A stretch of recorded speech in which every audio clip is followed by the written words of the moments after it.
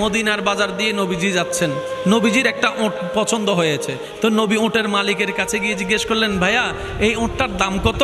ওই দামাদামি হলো, নবী সে দামে কিনতে রাজি হলেন, কিন্তু নবীর কাছে তখন অর্থ ছিল না। তখন নবীজি ওনাকে বললেন, আপনি আমাকে ওঁটটা দেন, আমি এখনই গিয়ে আপনার সেই প্রাপ্যটা পাঠিয়ে দিচ্ছি।